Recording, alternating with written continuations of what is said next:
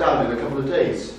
And he felt uneasy, and then he had this thought, I've got to get home. That seemed to be the most important thing. I just must get home. And he headed down there, found somewhere to cross the river, headed towards Pantannas. And the more closer he got, the more important it felt like to get back to his own house. But the closer he got, the more uneasy he felt, because things were different. He knew that landscape like the back of his hand, but there'd be places where a field had been divided in two, and there was a hedge or a dry stone wall where there hadn't been one before, or the other way around. And when he got to the yard, there were places where outhouses had fallen down or other ones had been built somewhere else. And he thought, how's that happened in a couple of days? And there were people working on the farm, and of course he knew everyone, and they knew, but he didn't recognise any of these people.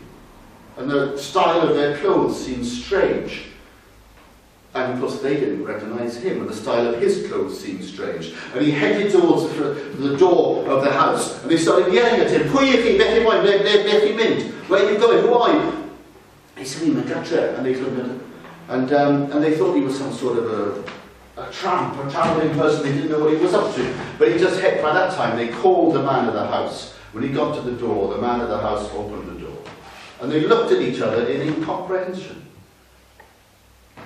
Because Rhydderch said, "Well, where's my heart? Where's my father? We don't, can't be there, you know, let me in, you know, it's my house." And the man of the house said, "Oh, nah, it's my house, I live here, I don't know who you are." And there were absolute cross purposes. And they were having this strange argument. And eventually the man of the house, he said, "All right, Gangwyd, gwedwch eich hanes na.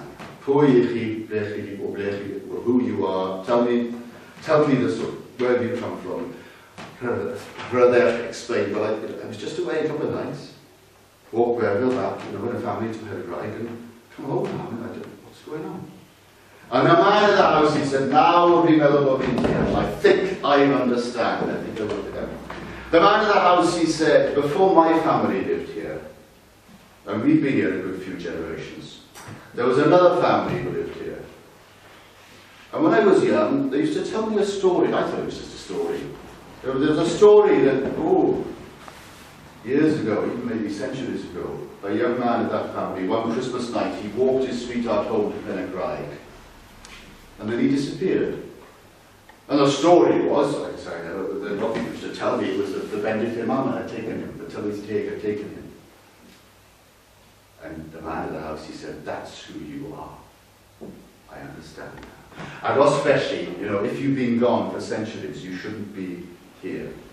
You shouldn't be standing there in front of me. You've been part of their world. So you're not part of our world.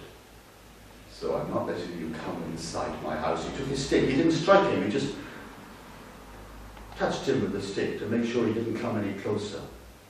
And as soon as he touched him with the stick, all the changes happened to Rhydderch that would have happened to him if he'd been in this world for all those centuries.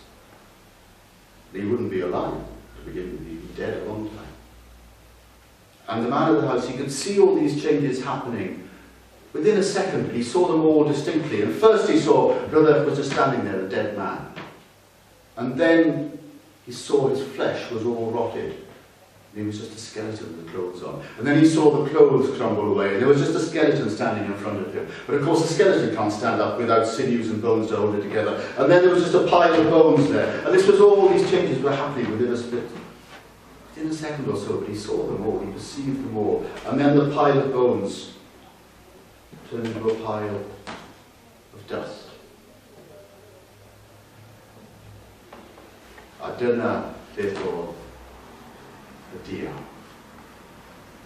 And that was the vengeance. A dyna oedd diwedd Rhydderch. That was the end of Rhydderch. A dyna ddiwedd the story. And that's the end of that story. Stori melltith y Tylwyth Teg a'r deulu Pantannas. The story of the fairy curse on the family of Pantannas.